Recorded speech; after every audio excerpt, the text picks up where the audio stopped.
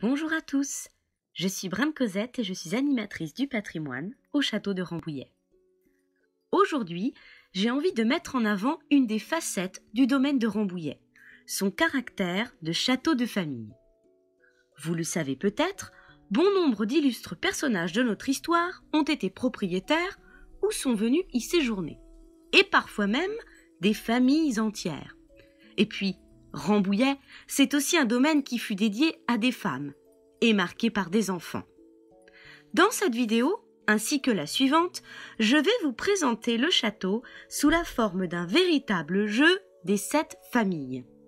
Aussi, pour ceux qui veulent emporter dans leur bagage un jeu pour petits et grands, je vous expliquerai la semaine prochaine comment créer votre jeu de cette famille rambolitain à partir de ces vidéos. Dans chacune des familles que je vais vous présenter, nous aurons un jeune garçon ou une jeune fille, sa maman, son papa et un grand-père. Ces familles ont aussi bien souvent des liens les unes avec les autres, voire des destins croisés. C'est un vrai méli-mélo, mais suivez le guide, c'est parti. Commençons par l'enfant le plus cité et sans doute le plus emblématique de ce château, le petit-duc de Penthièvre. De son vrai nom, Louis Jean-Marie de Bourbon-Penthièvre, il naît au château de Rambouillet en 1725, sous le règne du roi Louis XV, qui n'est autre que son petit cousin. En effet, dans la famille du petit-duc, je voudrais le grand-père. Vous le reconnaissez ? Louis XIV, le roi Soleil. Marié à la reine Marie-Thérèse, ce roi eut aussi des enfants avec sa favorite, Madame de Montespan, dont le comte de Toulouse, qui achètera le château de Rambouillet en 1706 et sera papa du petit-duc de Penthièvre. Grand amiral de France et grand veneur, le comte de Toulouse épouse Marie-Victoire Sophie de Noailles, dont il est très amoureux. Ironie du sort, celle-ci avait déjà été mariée avec un fils de Madame de Montespan, mais qu'elle avait eu cette fois avec son mari. Ah, les histoires de famille. Toujours est-il que le comte fera aménager pour sa femme une enfilade de salons agrémentée de boiseries remarquables au château de Rambouillet. Ensemble, le comte et la comtesse de Toulouse veilleront à l'éducation de leur petit prince ramboulitain comme il se doit. Et en plus d'une belle carrière d'amiral et de grand veneur comme son papa, il saura cultiver de belles qualités humaines. On vante souvent sa grande générosité, et sa bonté ne le perdra pas. Puisque le prince des pauvres, comme on le surnomme, sera le seul Bourbon à ne pas être inquiété par les révolutionnaires. Car nous sommes à un tournant de notre histoire. Autre tournant, autre destin. Voici celui d'un petit garçon que l'on surnommait le roi de Rome ou l'Aiglon. Son nom complet est Napoléon François Joseph Charles Bonaparte. Quand il fait escale au château de Rambouillet, nous sommes en 1814, il a 2 ans. Il est accompagné de sa maman et ils sont en fuite. Son papa, qu'on appelait l'empereur Napoléon Ier, vient d'abdiquer. C'est la chute de l'Empire. Son père Napoléon Bonaparte s'était intéressé au domaine de Rambouillet, désireux de marcher dans les pas des grands rois.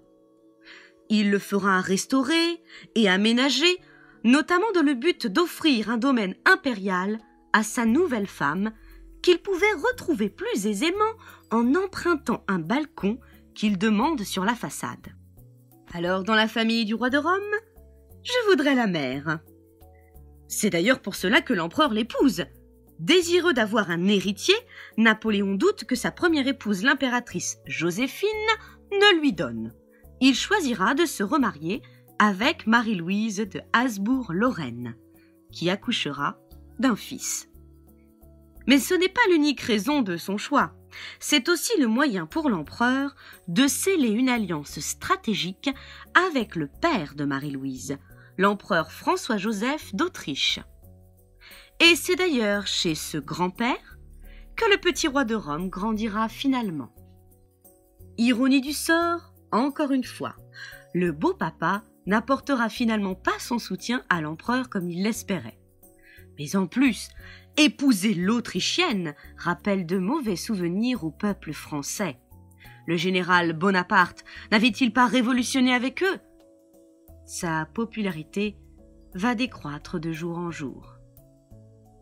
Le passage de l'Aiglon au château marque donc aussi un tournant dans notre histoire de France. Aujourd'hui, l'unique souvenir de cet enfant à Rambouillet est un palais que son papa lui avait fait construire, persuadé que le petit lui succéderait. On l'appelle le palais du roi de Rome. Nous pourrions mettre en miroir l'histoire de l'Aiglon avec celle d'un autre enfant venu au château de Rambouillet.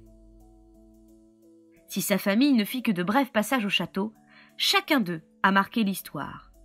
Il s'agit du jeune François II. Les similitudes entre les deux garçons sont en effet surprenantes. Le petit roi de Rome avait été nommé successeur de son papa Napoléon alors qu'il n'avait que 3 ans. Eh bien, François II, lui, n'a que 15 ans quand il devient roi suite à la mort accidentelle de son papa Henri II. Autre fait, le petit roi de Rome ne dirigea finalement pas le pays, puisqu'on préfère rappeler sur le trône Louis XVIII, le frère du roi Louis XVI.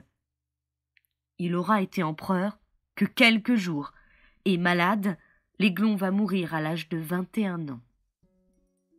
François II, lui, malade également, ne gouvernera qu'une année la France, et s'éteint à l'âge de 16 ans.